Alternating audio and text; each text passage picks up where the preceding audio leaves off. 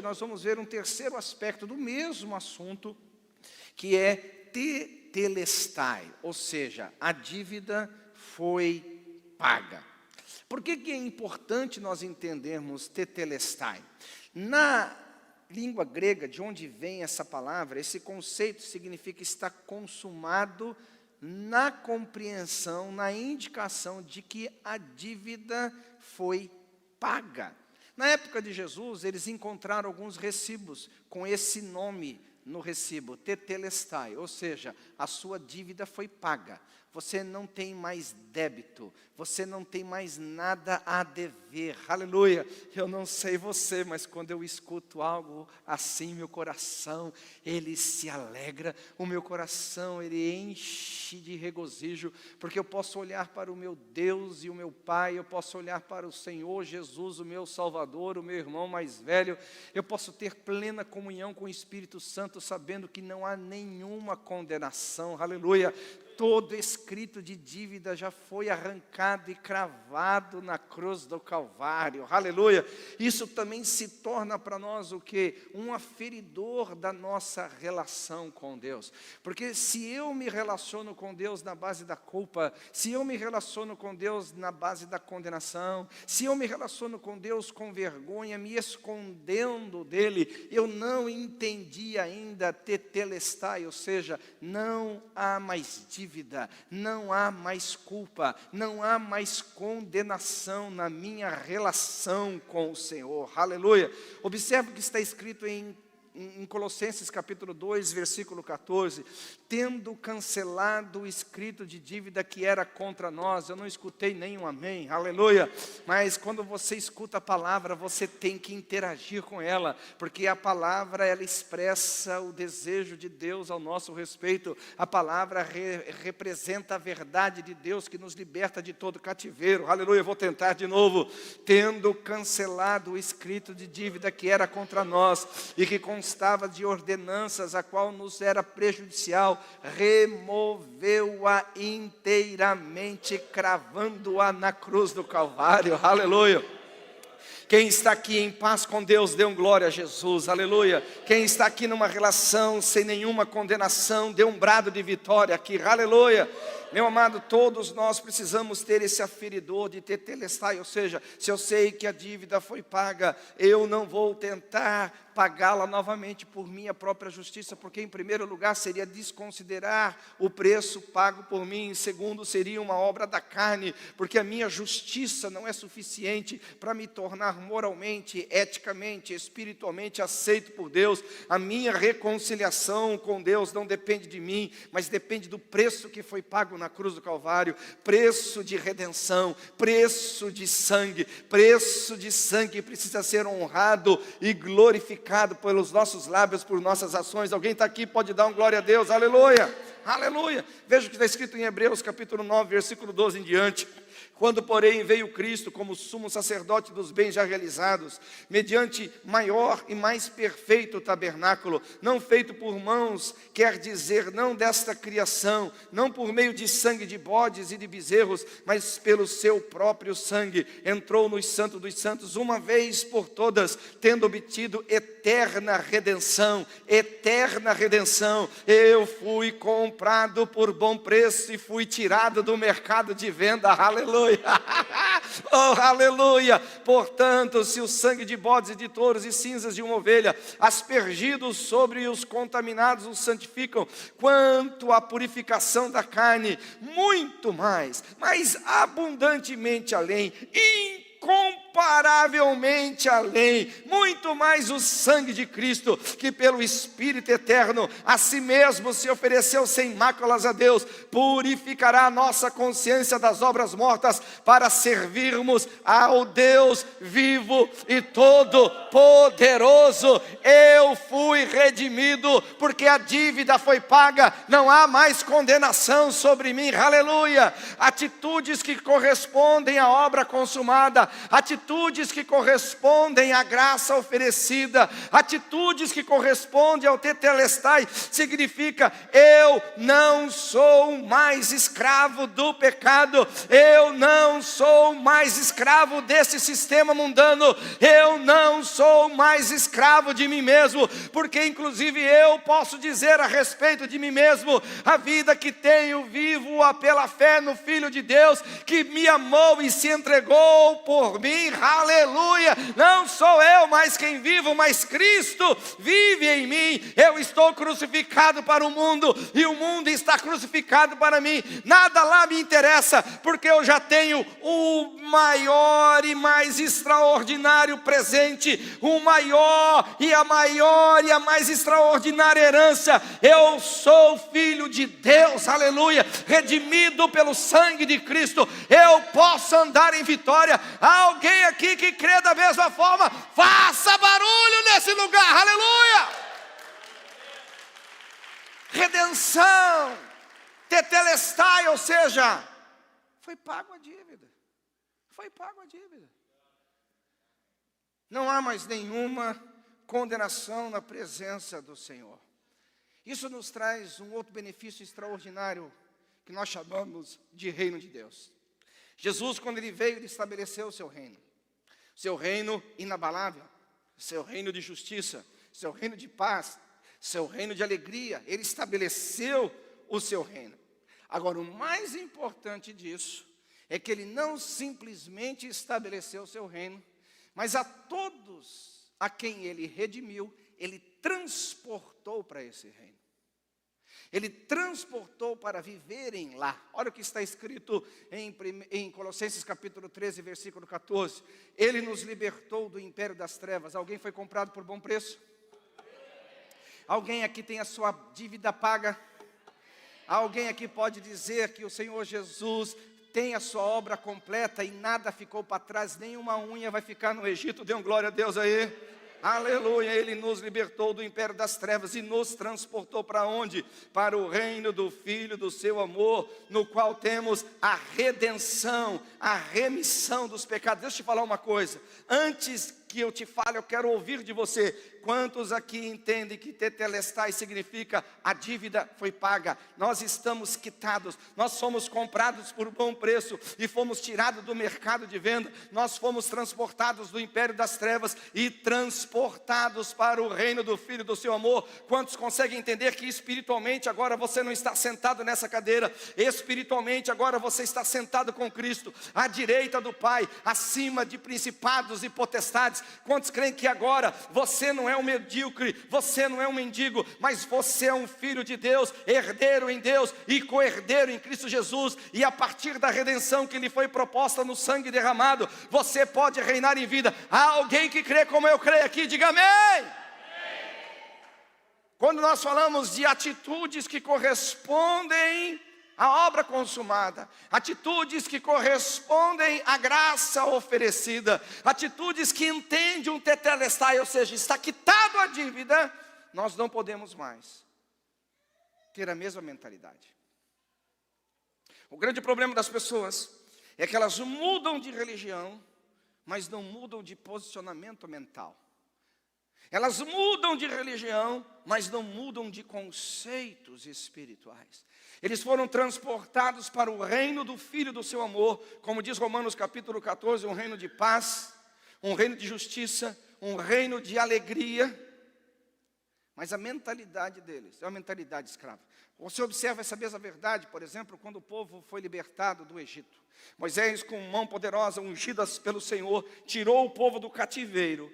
Mas quando eles estavam peregrinando para Canaã, a terra que mana leite e mel, a mentalidade deles foi revelada pelas ações. Então, nas mais pequenas provações, eles queriam voltar para o Egito. Nos momentos de dificuldades, eles queriam os melões, as cebolas, queriam ser sepultados no Egito. Por quê? Porque mesmo libertos, eles ainda viviam como escravos. Mesmo sendo redimidos do Egito, eles ainda tinham uma mentalidade de escravidão. Nós, como homens e mulheres de Deus, que entendemos que tetelestai, ou seja, a dívida foi paga, está consumado, nós precisamos mudar a nossa mentalidade para a mentalidade mentalidade do reino. Você não está num reino injusto, você está num reino justo. Romanos capítulo 14, versículo 17 diz: porque o reino de Deus não é comida nem bebida, mas é justiça. Você crê que o seu juiz é justo e que ele sempre fará justiça? Dê um brado de vitória, aleluia. Então você nunca precisará se sentir injustiçado se você entregar a justiça na mão dele, aleluia. A Bíblia nos diz em Romanos também que nós não devemos nos vingar a nós mesmos, porque a vingança pertence ao Senhor. Quem foi transportado do império das trevas e não vive debaixo de condenação, quem foi transportado do império das trevas e entendeu a sua reconciliação com Deus, quem foi transportado por império das trevas para o reino do Filho do seu amor, aleluia, e tem a sua mentalidade transformada, ele sempre será saciado em sua justiça, porque ele sabe que em Deus não há injustiça. E ponto final. Aleluia, glória a Deus. São atitudes que cooperam com o tetelestai. São atitudes que revelam que a obra já está consumada, não há nada a ser feito, tudo já foi completado. A graça, ela em sua própria derivação do nome significa favor imerecido. Eu sei da minha miséria em mim mesmo, eu sei da minha incapacidade em mim mesmo, mas Deus, sendo eu ainda pecador, me amou, enviando Cristo para morrer em meu lugar. E agora eu entendo a sua graça, que Ele diz: está perdoado. Aqui a gente tem um problema, porque algumas pessoas não entram nesse reino. Se eu perguntasse para você que está aqui, alguém foi lá no Brasil e pagou uma dívida de 10 milhões de dólares que você adquiriu lá, quantos diriam amém a isso? Se você perguntasse para mim: pastor Jamal, alguém foi lá no Brasil e pagou uma dívida de 10 milhões de dólares para você, eu não ficaria nem alegre, nem feliz, eu ficaria 100% indiferente. Por quê? Porque eu não devo, nunca devia uma dívida de 10 milhões de dólares. A primeira questão que nós não conseguimos compreender tetelestai é porque a gente nunca se viu como pecador, escravo. A gente nunca se viu como alguém que havia contraído uma dívida impagável.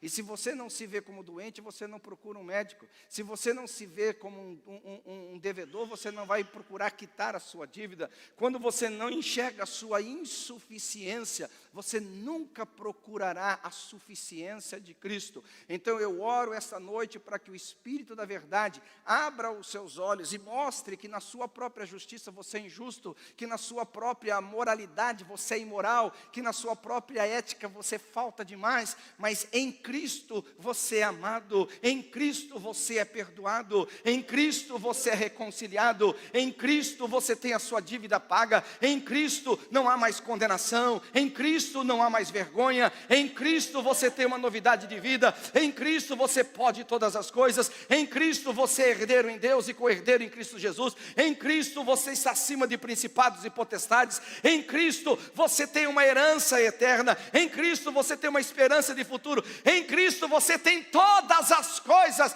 mas não por sua própria justiça, que Deus arranque de você a própria justiça, mas também traga a revelação da justiça de Cristo, porque aquele que não conheceu o pecado, Cristo Jesus, Ele se fez pecado por nós, para que nele fôssemos feitos justiça de Deus. Mesmo sendo um pecador, eu não sou mais visto como um pecador, eu sou visto como um santo, eleito, amado por Deus, em Cristo Jesus, aleluia, glória a Deus, aleluia. Atitudes que cooperam. Então no momento em que você continua tendo uma vida escrava, mesmo tendo uma dívida paga, que lhe deu o direito de ser transportado do império das trevas para o reino do Filho do seu amor, as suas atitudes não estão cooperando com tetelestai, ou seja, como quem duvida que a dívida de fato foi paga. Não, você não pode ir por essa direção. As suas atitudes têm que cooperar. Você tem que se alinhar com a verdade de Deus, ao seu respeito. Porque o grande propósito de Deus é para que você, no reino, reine em vida. Muitos de nós, quando olhamos para perdão, para reconciliação, para justificação, para a salvação. Muitos de nós, quando olhamos para tetelestai, talvez a nossa mentalidade não está totalmente consumida, absorvida pela verdade do reino. Porque olhamos isso para o futuro, olhamos isso para o amanhã, olhamos isso para quando em nós for encontrado algum senso de justiça, algum senso de moralidade, algum senso de merecimento. E não é verdade. A Bíblia nos ensina sobre essa questão de reinar em vida. Vamos lá. Vamos para o livro de Romanos. Eu quero ler um texto longo, mas muito importante para você. Romanos capítulo 5, versículo 12 até o 6, versículo 4, diz assim: portanto, presta atenção, portanto, assim como por um só homem entrou o pecado no mundo, e pelo pecado a morte, assim também a morte passou a todos os homens, porque todos pecaram e foram o quê? Destituídos da glória de Deus. Porque até o regime da lei havia pecado no mundo, mas o pecado não é levado em conta quando não há lei. Entretanto, reinou a morte desde Adão até Moisés, mesmo sobre aqueles que não pecaram à semelhança da transgressão de Adão, o qual prefigurava aquele que havia de vir. Todavia, não é assim com o dom gratuito. Então você observa que agora vai haver uma oposição, uma outra realidade. A primeira realidade, todos nós acreditamos nela. Todos nós sabemos que somos pecadores, todos nós sabemos que o pecado nos domina, todos nós sabemos que o pecado está aqui batendo na nossa porta todos os dias, todas as manhãs, todas as semanas, todos os meses. Ninguém precisa dizer para nós o quanto somos pecadores, é só olhar a sociedade que a gente construiu, é só olhar muitas vezes a forma como nós vivemos, não tem nenhum problema. O problema é nesse todavia, porque nós não acreditamos da mesma forma e com a mesma força no valor da redenção. Todavia, não é assim o dom gratuito. Estava mostrando uma oposição totalmente contrária. Como então é o dom gratuito? Então, antes de continuar, eu quero me certificar de que você reconhece que sem Cristo nós somos miseráveis. Diga amém. O amém mais fervoroso que eu já ouvi na minha vida. Vou tentar de novo. Quem sabe que sem Cristo você não é nada, não pode nada, não tem nada, não consegue nada. Diga amém. Glória a Deus. Mas, todavia, não é assim o dom gratuito como a ofensa. Porque se pela ofensa de um morreram muitos, muito mais a graça de Deus e o dom pela graça de um só homem, Jesus, foram superabundantes sobre muitos. O dom, entretanto, não é como no caso em que somente um pecou, porque o julgamento derivou de uma só ofensa para a condenação, mas a graça transcorre de muitas ofensas para a justificação. Se pela ofensa de um e por meio de um só reinou a morte, muito mais os que recebem a abundância da graça e o dom da justiça reinarão em vida por meio de um só, a saber, Jesus Cristo. Então observe que há uma lei. Essa lei é a lei do pecado, é a lei da morte. Ou seja, no momento que em Adão nós pecamos, Satanás ele tomou a chave da morte, ele estabeleceu que nós entendemos o reino das trevas, o mundo tenebroso, e porque não podíamos pagar a dívida por nossa própria justiça, estávamos escravos deste mundo. Ninguém podia fazer nada. Se você estudar um pouquinho mais profundo sobre doutrina, você vai ver em Efésios que quando Jesus morreu, ele desceu.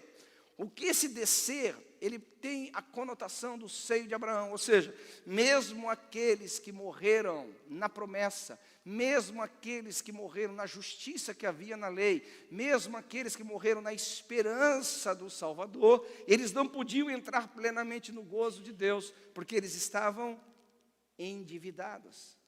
Eles não podiam sair de lá, o diabo estava com a chave, porque a cédula contrária em suas ordenanças estava na mão do diabo. O diabo poderia condená-los, o diabo poderia dizer, não, o preço não foi pago, o preço não foi pago, o preço não foi pago, o preço não foi pago. Mas quando Cristo veio ao mundo, ele veio santo. Ele veio santo, ele nasceu sem pecado, ele viveu sem pecado. Tudo que ele fez foi em plena santidade. Então, quando Adão morreu, ele recebeu a sentença que lhe era devida, porque o salário do pecado, o que é? A morte. Mas quando Cristo morreu, foi feita uma injustiça, porque se Cristo não morreu, pecou, ele deveria morrer? Não, porque o salário do pecado, o que é? É a morte. Se eu não pequei, eu não morro. Se eu não pequei, eu não morro. Se Cristo não havia pecado, ele não mereceria a morte. Então a injustiça foi feita contra a humanidade. Então no primeiro termo a justiça foi feita, pecou, morreu, só que agora ele morre sem pecado. E nessa injustiça, o diabo perde o direito de reinar. O diabo perde o direito de ter as chaves da morte, as chaves do inferno. Jesus olha lá e fala assim: eu morri, é verdade, mas qual condenação que você tem sobre mim? Eu morri, é verdade, mas qual o pecado que você me condena? É verdade, porque o salário do pecado é a morte. Como eu não pequei, Jesus tomou a chave da morte, a chave do inferno, tirou da mão do diabo, aleluia. E falou: todos vocês que agora estão na esperança, todos vocês estão na expectativa, ele tomou o cativeiro e levou aos céus. Nesse exato momento nós somos transportados para o seu reino. Nós somos transportados para um ambiente de plena liberdade, um ambiente que resolve o nosso futuro, que nos guarda, nos protege, nos dá autoridade no nosso presente e que nos dá plena segurança, a vida perfeita na eternidade. Então quando você olha para esse texto, você tem que entender dentro dessa questão: o diabo perdeu, ele não tem mais direito à chave da morte, ele não tem mais direito à chave do inferno. Então toda pessoa que está em escravidão não está lá porque ele está endividado em si, é porque ele não aceita a quitação da dívida pelo sangue de Cristo. Ele está lá na escravidão, não porque Deus não ama, porque Deus amou o mundo de tal maneira, isso inclui todos os seres humanos de todas as épocas. Ele está ainda lá porque ele está rejeitando a graça. Quando uma pessoa ela não se vê livre do pecado, não é porque Deus não quer libertá-la, é porque ela não entende tetelestai, ou seja, a dívida foi paga. Eu não preciso dar uma resposta à carne, eu não preciso dar uma resposta ao pecado, eu não preciso dar uma resposta ao mundo, porque eu tenho um rei assentado no seu trono e é para ele que eu dou a minha resposta. Aleluia, aleluia. Esse é o conceito. Quer entender mais sobre isso profundamente, vai estudar conosco lá no CTM. Então a Bíblia diz que pela ofensa para a condenação. Então nós precisamos entender que o dom, entretanto, não é como no caso que somente um pecou, porque o julgamento derivou de uma só ofensa para a condenação, mas a graça transcorre de muitas ofensas para a justificação. Eu vou dizer novamente: se pela ofensa de um e por meio de um reinou a morte, quantos concordam? Diga amém. Muito mais os que receberam a abundância da graça. Quem recebeu a abundância da graça? Quem entende tetelestai, diga amém. Aleluia, reinarão em vida, reinarão em vida, reinarão. Eu não estou ouvindo um glória a Deus aqui. Reinarão em vida. Pare de ser medíocre na sua fé, pare de ser medíocre na sua relação com Deus. Você não é qualquer um, você é filho de Deus. Você não é qualquer um, você é um abençoado. Você não é qualquer um, você é um redimido. Você foi comprado por bom preço. Você tem um valor inestimável para o Senhor. Não se autodesvalorize. Aleluia. Reinarão em vida. Pois assim como por uma só ofensa veio juízo sobre todos os homens para condenação, assim também a ofensa veio juízo sobre todos os homens para condenação. Assim também, por um só ato de justiça, veio a graça sobre todos os homens para a justificação que dá vida. Porque como pela desobediência de um só homem muitos tornaram-se pecadores, assim também por meio da obediência de um só, muitos se tornarão justos. Sobreveio a lei para que abundasse a ofensa, mas onde abundou o pecado, superabundou a graça, a fim que, como o pecado reinou pela morte, assim também reinasse a graça pela justiça, para a vida eterna mediante Jesus Cristo, nosso Senhor. Que diremos, pois? Permaneceremos no pecado, para que seja a graça mais abundante? De modo nenhum.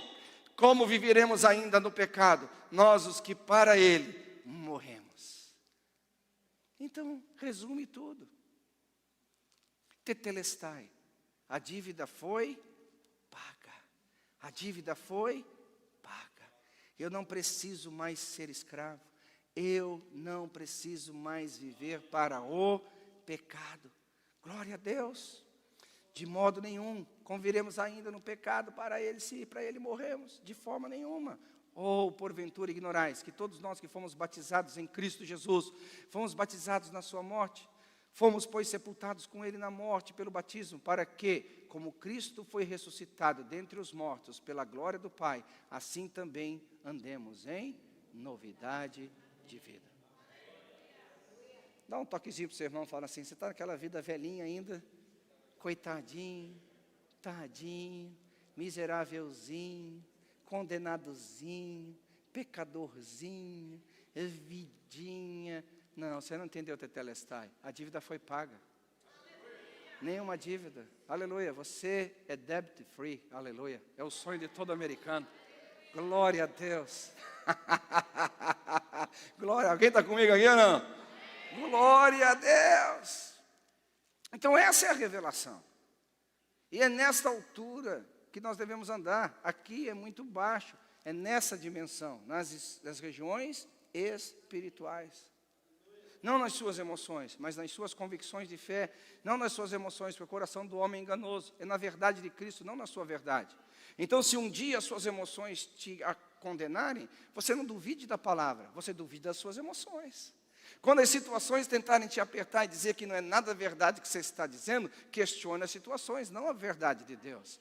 Deus sempre será verdadeiro e o homem mentiroso. Nós precisamos questionar as nossas emoções, os nossos momentos, mas nunca a palavra de Deus. O que a palavra de Deus diz, ela é. Então eu sou o que Jesus diz que eu sou por sua palavra, eu tenho o que Jesus diz que eu tenho por sua palavra, eu posso o que Jesus diz que eu posso por sua palavra, não mediante a minha justiça, não mediante a minha própria obra, mas porque eu sei que eu fui redimido e eu ando nesta verdade. Aleluia. Se você crê comigo, dê um brado de vitória aí. Aleluia. Agora, quais são os impedimentos que podem existir para essa realidade espiritual? Quais são as atitudes que impedem eu viver tudo isso? Quais atitudes que são contrárias, ou seja, que não cooperam com a obra consumada? Ou seja, o entendimento de que eu preciso agregar algum valor a alguma coisa. O primeiro conceito que nós estudamos, obra consumada, ou seja, está completo, está consumado, não ficou nada para trás. Minha avó dizia um ditado muito interessante: não tem rabo preso. Está tudo livre, está tudo pago, está tudo quitado. A obra está completa. Glória a Deus. Se a obra está completa, por que eu tento agregar algum valor? Por que eu tento agregar alguma justiça? Por que eu tento agregar alguma situação ao que já foi feito? Talvez porque eu não creia. Talvez porque eu não tenha revelação. Talvez eu seja muito mais um religioso do que um adorador em espírito e em verdade. Então, onde eu vejo, na prática cristã, nós tentando, até de forma inconsciente, agregar valor ao tetelestai, valor à graça, valor à obra consumada. Primeira coisa sobre o sangue de Cristo. Olha o que diz 1 Pedro, capítulo 1, versículos 18 a 21. Sabendo que não foi mediante coisas corruptíveis, como prata e ouro, que fostes resgatados do vosso fútil procedimento que vossos pais vos legaram, mas pelo precioso sangue, como de cordeiro sem defeito e sem mácula, o sangue de Cristo, conhecido com efeito antes da fundação do mundo, porém manifestado no fim dos tempos por amor de vós, que por meio dele tendes fé em Deus, o qual o ressuscitou dentre os mortos e lhe deu glória, de sorte que a vossa fé e esperança estejam em Deus. O que Pedro está dizendo? A suficiência no sangue. Qualquer coisa que você faça na sua vida cristã, que não esteja fundamentado no valor do sangue derramado, é obra morta. O que é uma obra morta? Aquela que não considera a obra consumada.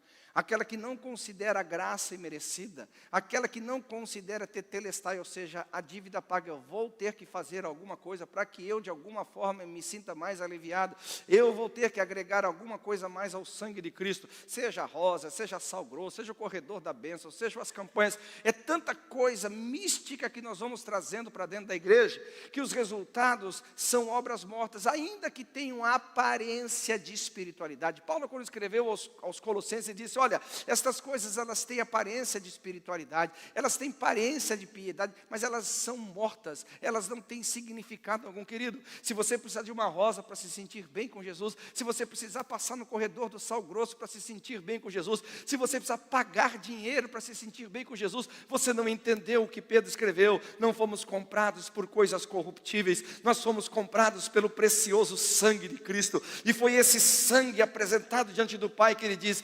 está consumado, eu não preciso de mais nada, o sangue é suficiente para que eu perdoe a humanidade, o sangue é suficiente para que eu dê à humanidade a condição de se reconciliar comigo. Eu acredito no sangue derramado e eu coloco ele como preço de redenção, não por um mês, não por um ano, não por uma década, mas a Bíblia fala que é o sangue da redenção eterna. Aleluia!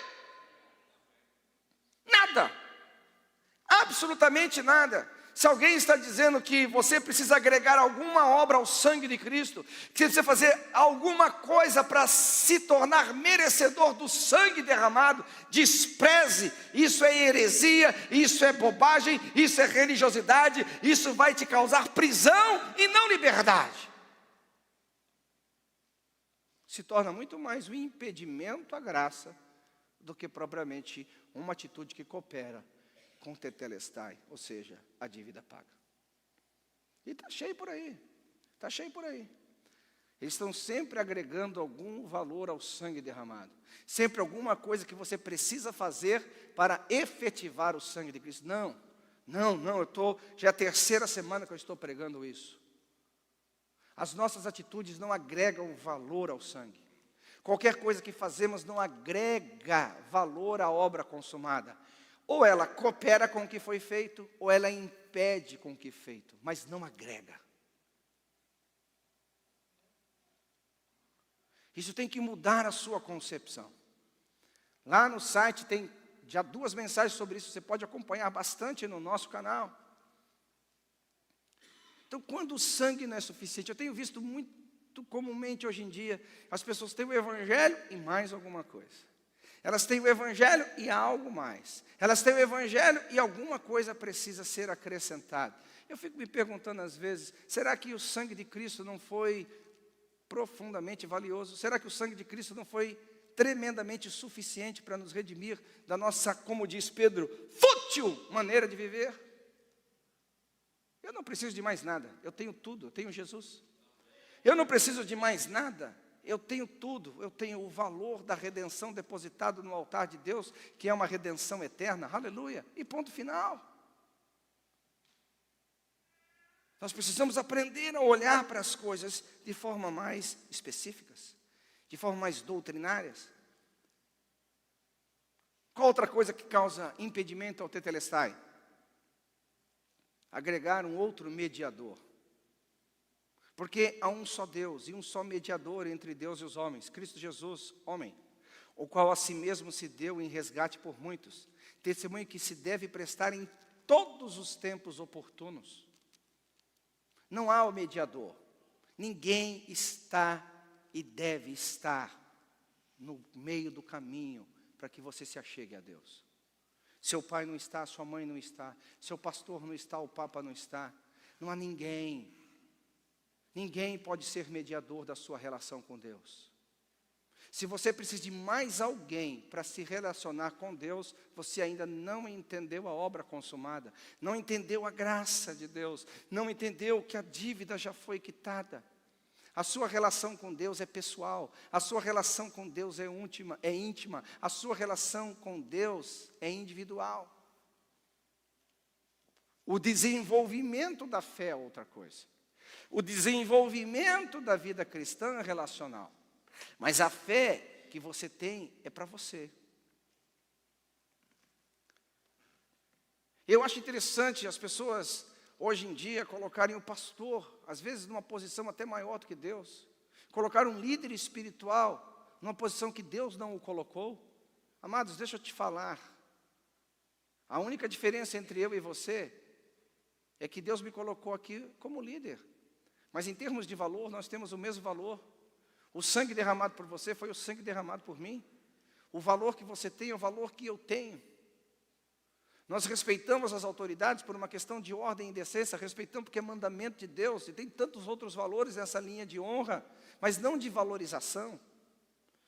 Qualquer instituição que coloque hierarquia relacional, para você ter relação com Deus, você precisa de desse e mais esse. Não, de forma nenhuma. De forma nenhuma. E eu acredito que todos nós deveríamos abominar essa ideia de que precisamos de mais um mediador. Olha o que diz Hebreus capítulo 8. Ora, o essencial das coisas que temos dito é que possuímos tal sumo sacerdote, que se assentou à destra do trono da majestade nos céus, como ministro do santuário e do verdadeiro tabernáculo que o Senhor erigiu, não o homem. Agora, com efeito, obteve Jesus ministério tanto mais excelente, quanto é ele também mediador de superior aliança instituída com bases em superiores promessas. Com base em superiores promessas. Jesus, ele é o sumo sacerdote eterno. Na lei nós precisávamos de alguém nos representando. Hoje na graça a gente já tem alguém que nos representa eternamente, que não é homem. Nós precisávamos de um sacerdote carnal, um sacerdote com fraquezas, que era tão pecador quanto nós, mas hoje não. Hoje nós não precisamos de pedágio para chegar aos céus. Hoje nós temos acesso direto ao trono da graça. Hoje nós temos acesso direto ao coração do Pai. Hoje nós temos acesso direto a essa nova aliança. Hoje nós temos acesso direto a essa comunhão plena com o Senhor. Aleluia! Todos nós precisamos crescer nisso. Qual outro impedimento? No sentido de agregar valor à oração. Aqui é uma das coisas que a gente mais faz como cristão. Olha o que diz. Esta é a confiança que temos para com Ele, que se pedirmos alguma coisa segundo a sua vontade, Ele nos ouve. E se sabemos que Ele nos ouve, quanto ao que lhe pedimos, estamos certos de que obtemos os pedidos que lhe temos feito. Se alguém vir o seu irmão cometer pecado, não para a morte, pedirá e Deus lhe dará vida aos que não pecam para a morte. Há pecado para a morte, e por esse não digo que rogue. Muitas vezes eu tenho chamado a atenção das pessoas, elas falam, a oração tem poder. A oração não tem poder nenhum. Quem tem poder é aquele que ouve a oração. Eu sei que o silêncio é mortal. Porque a Bíblia diz que você pode orar e não receber, Tiago diz. Você pode orar e não receber porque pediu mal. Pediu para esbanjar nos seus próprios desejos. A oração em si, ela não é poderosa. O muçulmano ora, o budista ora, o indiano ora, todos os seres humanos oram. A oração não é poderosa em si, ela não tem eficácia em si. É a oração do justo, nos seus efeitos. Porque o justo conhece o seu justificador, aleluia. O justo reconhece que a sua justiça não parte dele mesmo. O justo reconhece de que ele depende da graça do Senhor. O justo entende o que está escrito aqui, se pedirmos alguma coisa segundo a sua vontade, não é segundo a nossa oração. Tem gente, irmãos, vou falar uma coisa muito forte, que quase pratica feitiçaria evangélica na sua oração. Porque ele fica impondo a sua oração sobre uma vida de uma pessoa, que às vezes não é a vontade de Deus. Quando você descobre a vontade de Deus, como está escrito, essa certeza que temos, que se pedirmos alguma coisa segundo a sua vontade, Ele nos ouve. Então o que a oração tem que fazer? A oração tem que ir lá na obra consumada, ou seja, nada ficou para trás, tudo está feito. A oração tem que ir lá na graça, ou seja, não somos merecedores por nossa própria justiça, mas Ele vai nos ouvir mediante o nome de Jesus, porque todas as vezes que orarmos em nome de Jesus, Ele nos ouve. Então não é sobre nós, é sobre Ele, não é sobre nossa oração, é sobre para quem oramos e como oramos.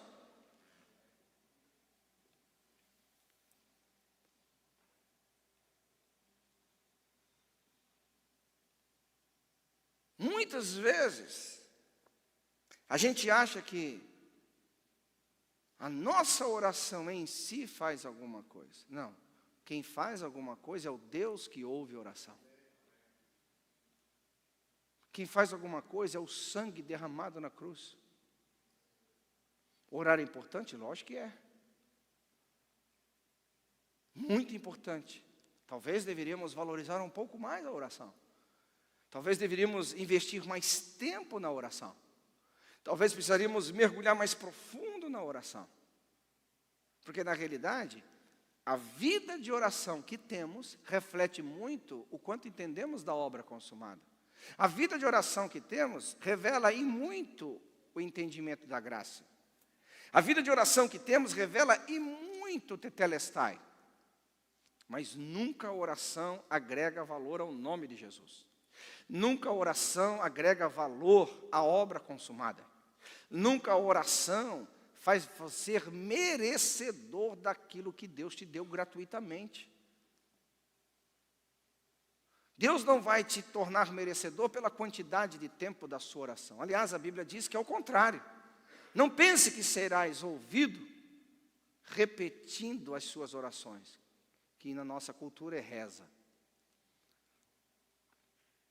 Então, é muito importante você ter a mentalidade da graça, a mentalidade do tetelestai, para que as suas ações não sejam interpretadas de forma equivocada. Então, pastor, se eu não posso agregar valor ao nome de Jesus, como que eu tenho que fazer sobre esse nome? Eu tenho que entender o valor desse nome, que é uma outra coisa extremamente importante que nós temos que entender. Olha que Pedro falou sobre isso, Atos capítulo 4, versículo 12. Pedro, cheio do Espírito Santo, lhe disse: autoridades do povo e anciãos, visto que hoje somos interrogados o propósito do benefício feito a um homem enfermo e do modo por que ele foi curado, tomai conhecimento vós, todos vós, povo de Israel, de que em nome de Jesus, o Nazareno, a quem vós crucificastes, a quem Deus ressuscitou dentre os mortos, sim, em seu nome é que este foi curado perante vós. Este Jesus é a pedra rejeitada por vós, os construtores, o qual se tornou pedra angular, e não há salvação em nenhum outro nome debaixo do céu. Nenhum outro nome dado entre os homens, pelo qual importa sejamos salvos. Você percebe que Pedro, no contexto, ele fala assim: ei, alto lá, o milagre que foi feito aqui não está baseado na nossa justiça. Ei, alto lá, não como sendo por nossa própria justiça que isso aqui aconteceu, não, de forma nenhuma. Mas o que aconteceu é por causa do poderoso nome de Jesus. Pedro disse ao homem: eu não tenho ouro, eu não tenho prata, mas eu tenho um nome, aleluia. Eu não tenho riquezas desse mundo, mas eu tenho um nome que é sobre todo nome. Eu não tenho condições em mim mesmo para resolver o teu problema, mas eu conheço um nome que é sobre todo nome. E ele diz claramente: foi sobre o nome de Jesus que aquele rapaz foi curado, foi sobre o nome de Jesus que aquele homem foi liberto. Usando o nome de Jesus, você depõe principados e potestades. Usando o nome de Jesus, você cura enfermos. Usando o nome de Jesus, você expulsa demônios. Usando o nome de Jesus, você manifesta o reino. Mas nada abundantemente, nenhum outro nome debaixo dos céus, nenhum outro nome, somente o nome de Jesus.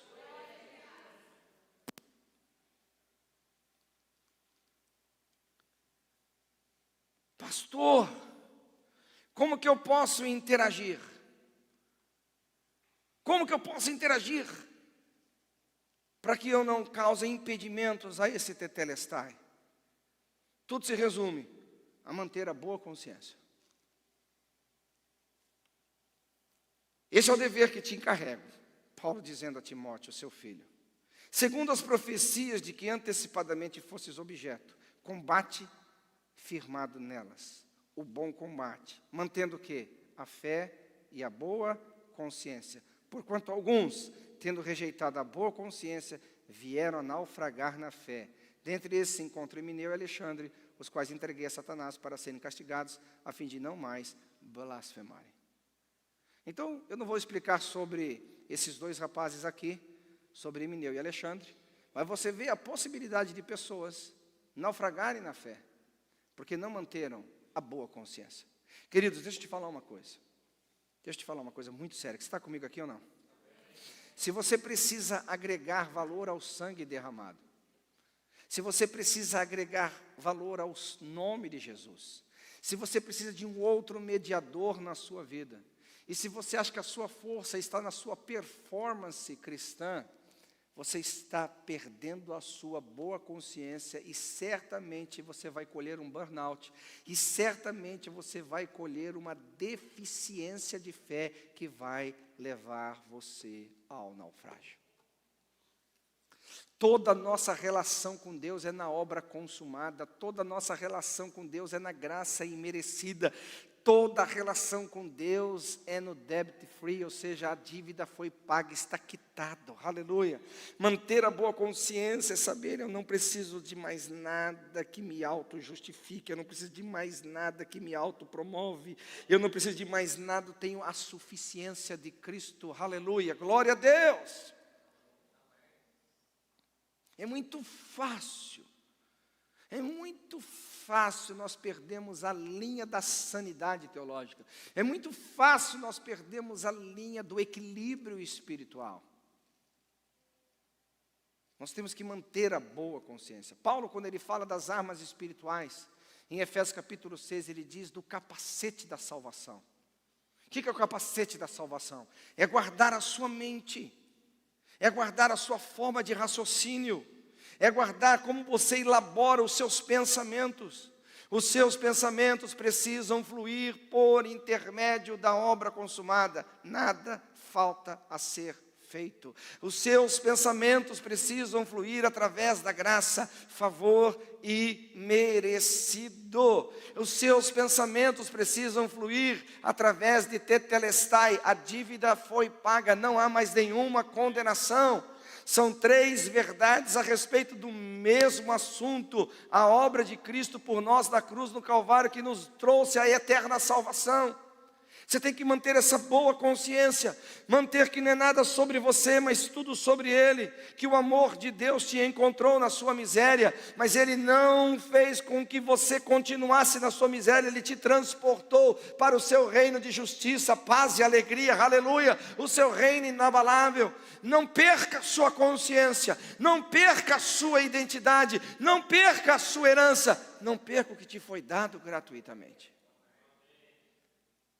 Olha o que o texto de Paulo ali na sua carta aos Coríntios, na sua segunda carta, capítulo 10, versículo 4 e 5 diz: porque as armas da nossa milícia não são carnais, mas sim poderosas em Deus para destruir fortalezas, anulando nós os sofismas e toda altivez que se levanta contra o quê? Contra o quê? O conhecimento de Deus. Levando cativo todo pensamento à obediência de Cristo. Então, todas as vezes, qualquer tipo de pensamento que atacar a sua mente, conduza ao pensamento, nada ficou para trás, tudo já foi feito, a obra está consumada. Qualquer pensamento de angústia ou de condenação, você eleva o seu pensamento, tetelestai, ou seja, a dívida foi paga, nenhuma condenação há para aqueles que estão em Cristo Jesus, porque a lei do Espírito de vida me libertou da lei do pecado e da morte, visto que isso era impossível à lei, mas se tornou possível a graça, aleluia. Quando qualquer tipo de merecimento, de vanglória, de vaidade vier à sua mente, você diz: não, de forma nenhuma, eu não vou desprezar o sangue de Cristo, porque eu não fui comprado por ouro, eu não fui comprado por prata. Quando você olhar para a sua vida, você tem que dar a Deus a glória, dizendo: eu estava destinado ao inferno, mas Ele, por seu eterno amor, me libertou dos meus pecados, me perdoou dos meus pecados, me deu o seu Santo Espírito e me livra todos os momentos que eu recorro a Ele em minhas tentações para me livrar delas. Cativa a sua mente com esses pensamentos, tomando cativo todo pensamento, tomando cativo todo pensamento. Quando o diabo vier dizer: não, você é amaldiçoado, não, eu sou abençoado. Quando o diabo vier: você é escravo dessa situação, não, eu sou liberto. Quando o diabo vier tentar trazer baixa autoestima, não, eu sou filho de Deus.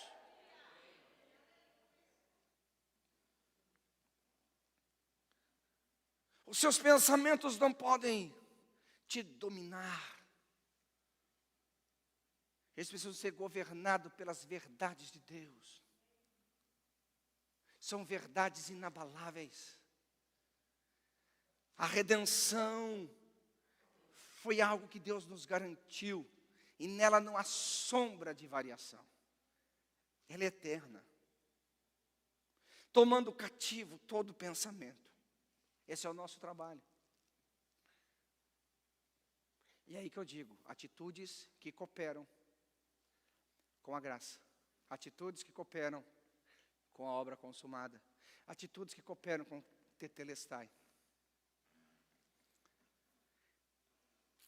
O diabo, ele sempre vai trabalhar dessa forma. Escute o que eu estou te falando. Você acha que o diabo consegue chegar e convencer Jesus de que o sangue na cruz não foi suficiente para que o Pai, por intermédio daquele sangue derramado há 2000 anos atrás, libertasse os homens dos seus pecados? Você acha que é possível Jesus ser convencido contrário dessa verdade?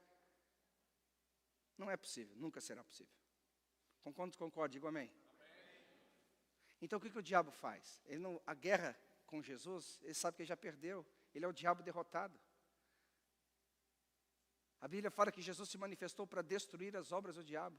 Jesus já tirou da chave da morte, a chave do inferno das mãos do diabo. Você está comigo aqui ou não? O diabo é um diabo derrotado na ótica de Jesus. O diabo é um diabo sem teto, sem casa. O diabo é um diabo para ser queimado nas chamas do inferno, junto com todos os demônios e seus seguidores. Jesus não está lutando contra o diabo para vencer, o diabo já é um diabo derrotado. Uns 2 améns aqui. Agora, o que o diabo vai fazer então? Ele vai tentar convencer você de que a realidade de Jesus não é uma realidade que você pode reinar em vida através dela. Ele vai trazer confusão na sua mente. Ele vai começar a dizer que você não é digno disso. Ele vai dizer que talvez você não faça tanto o suficiente, ou que você não merece tanto o suficiente, ou que você não tem tanta capacidade, ou tanto prestígio assim diante de Deus.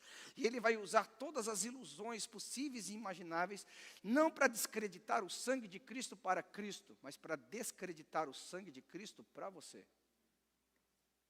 Desacreditar o nome de Jesus para você. Desacreditar o valor da nova aliança para você.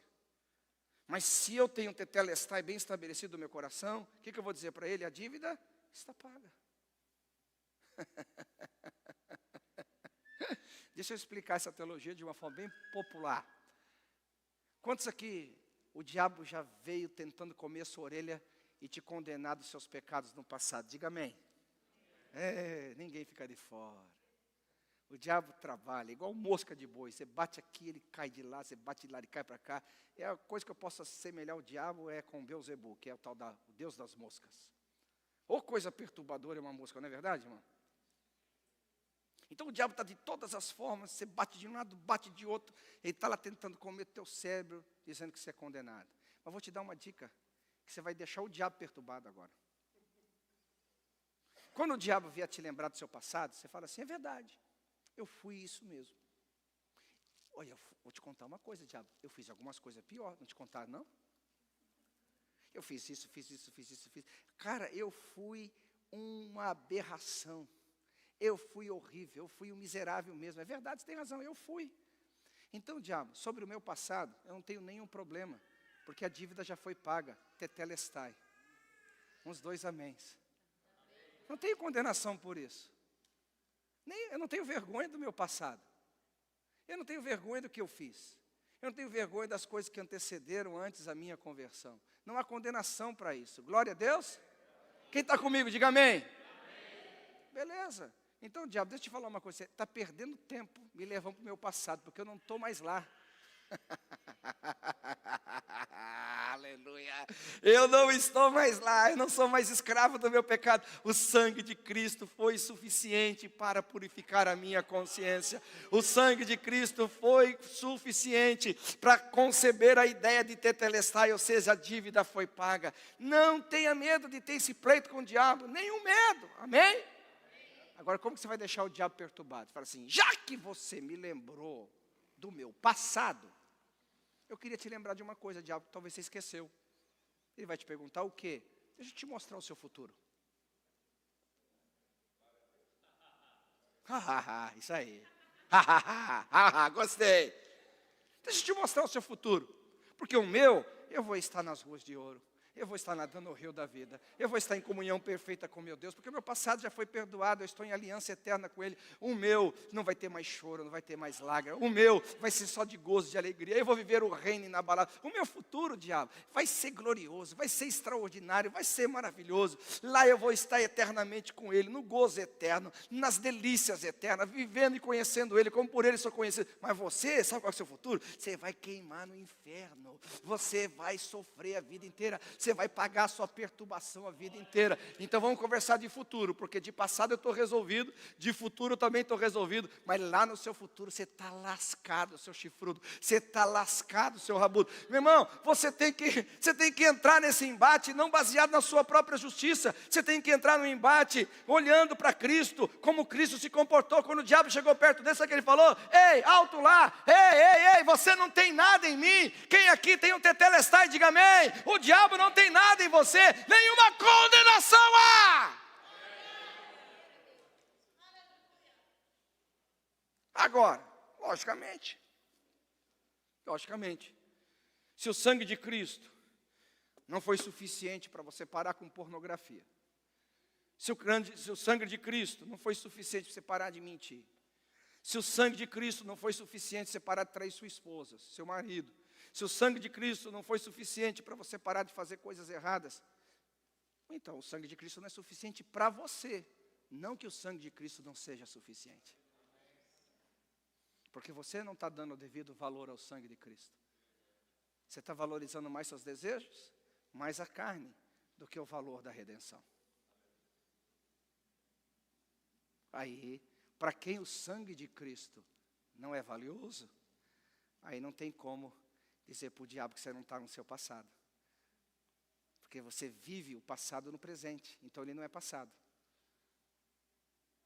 Tudo que era passado não faz parte do presente. Eu fui um pornográfico, hoje eu não sou mais. Eu fui um adúltero, hoje eu não sou mais. Eu fui um pecador, hoje eu não sou mais. Eu fui um mentiroso, hoje eu não sou mais. Mas se eu continuo sendo, então você não pode reclamar, o diabo está comendo a sua orelha. Por que vocês estão me olhando assim? Essa é a verdade. Então aqui que entra a grande questão do tetelestai.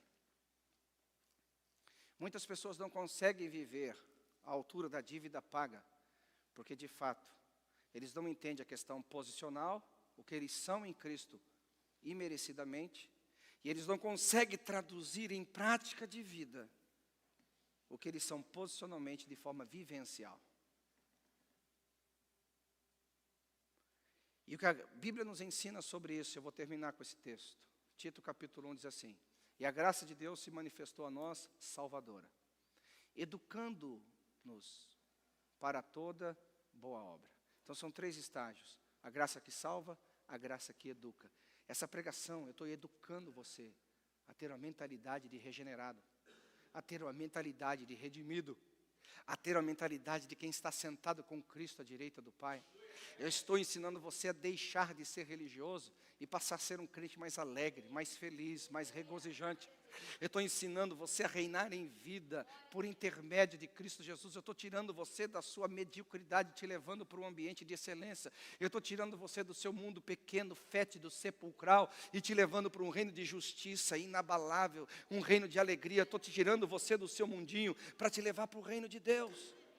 Agora não se esqueça, Moisés fez isso com o povo, e eles não quiseram. Eu só posso ir até aqui, querer ou não.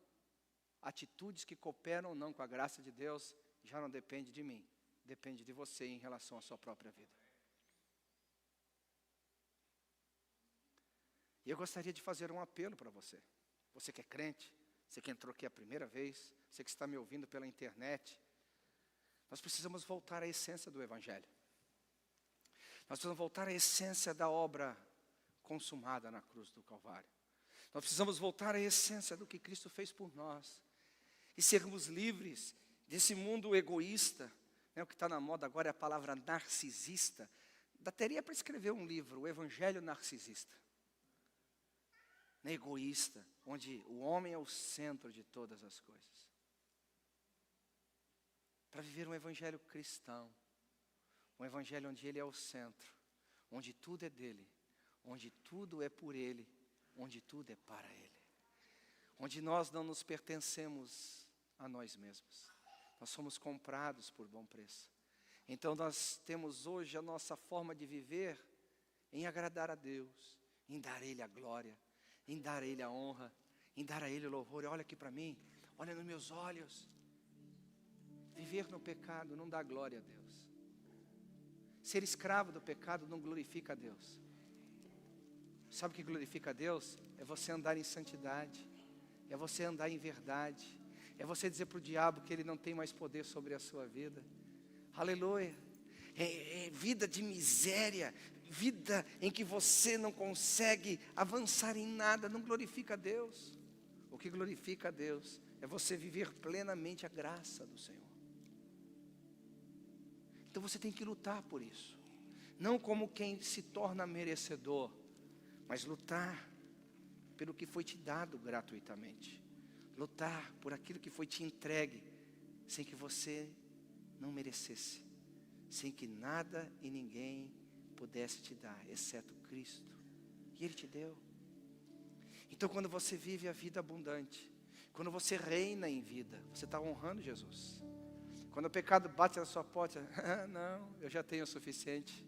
Quando a gente canta aquela canção, meu coração não cabe mais nenhum outro amor. Tem que ser mais do que uma canção. Isso glorifica a Deus. Toda vez que um crente fala assim, tetelestai, a dívida foi paga, Deus recebe glória. Toda vez que um crente fala, Deus não é por mim, não é por mim, não é nada sobre mim, mas é tudo sobre Jesus, Deus recebe glória.